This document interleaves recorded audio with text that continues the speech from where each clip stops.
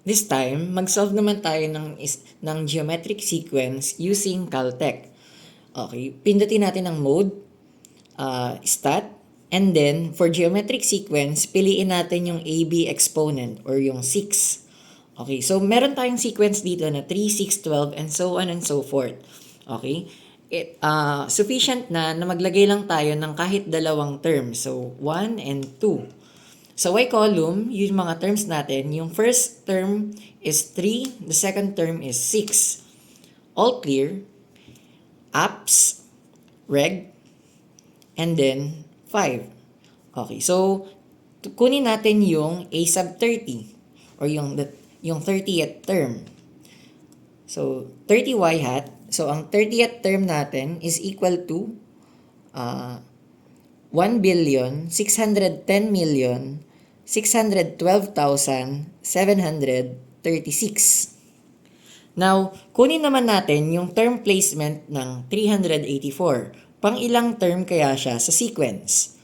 Punta sa apps, punta sa reg, piliin yung 4, x hat, and sa left part, isingit natin yung 384, and then press equals.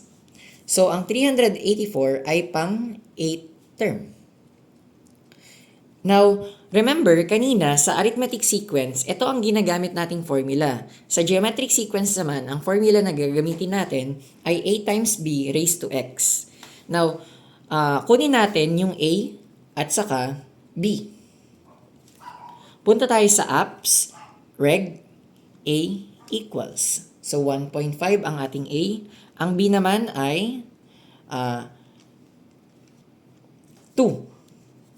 Now, i-all clear i-reset natin ang calcu. Shift 93 equals AC. Punta sa apps, piliin ang summation na 2. And then, i-enter ang ating equation at i-substitute. So, ang A natin is 1.5 times, yung B natin ay 2 raised to alpha x. Now, we are interested in finding the sum of the first 10 terms. So, ang unang term ay 1. So, x is equal to 1 up to 10. Press equals.